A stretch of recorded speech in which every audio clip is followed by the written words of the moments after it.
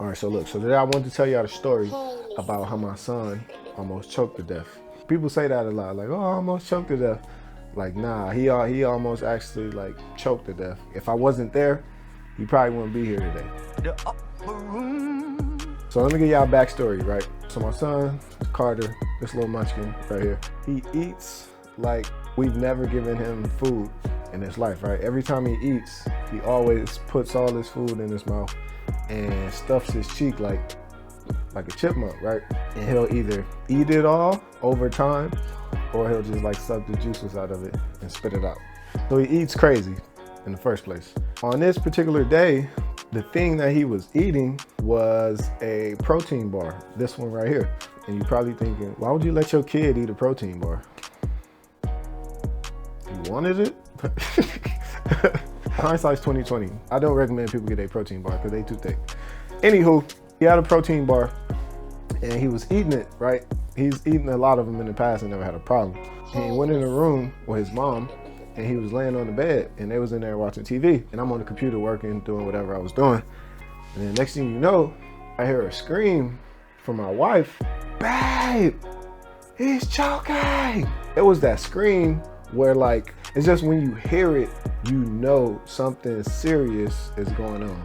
So I get up, I run in the room, and as I'm running in the room, she's running out the room, running past me. She's going to get this thing. It's called a LifeVac, which is something you use when somebody's choking and you don't know how to do like the Heimlich maneuver. So this is like the next best thing. So she was going to get that. And as she's running past me, I'm running in and my son is right there on the bed. I don't really remember seeing like what he looked like. I just remember running in there, grabbing him, and then turning him around and doing the Heimlich maneuver. I do it once, nothing, twice, nothing, 3 times, nothing. During this whole thing, like I'm calm as hell, y'all. Like I kid you not, I'm calm as hell. I think the reason I was calm was because like my brain didn't like quite comprehend the actual danger that my son was in. So at this point, I'm just like reacting, you know? But after that third one, it didn't come out. Now I'm getting ready to freak out because all of my research, I learned how to do this. I ain't researched what to do if that ain't working. You know what I mean? So I'm like, all right, I'm gonna do it a couple more times. I do it once, nothing. Now I'm like, fuck. This last time I do it, I'm gonna look in his mouth and then I'm like, I gotta do something else. Like I don't know what to do. Luckily on that last one, bro, I did it like as hard as I could. He throw up and a big ass glob of protein bar come out his mouth. This it right here.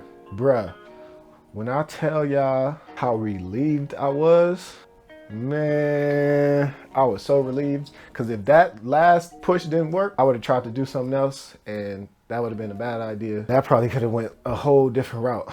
So I thank God on that last one that it came out, man. I tell that story because I want anybody that has little kids, like y'all need to learn what to do if your kid is ever choking, right? So you need to learn CPR and you need to learn the Heimlich maneuver. At the very least, you need to buy like one of them devices like the LifeVac device, because that's better than just waiting on 911 to come. But yeah, and it's safe to say he'll never have another protein bar again.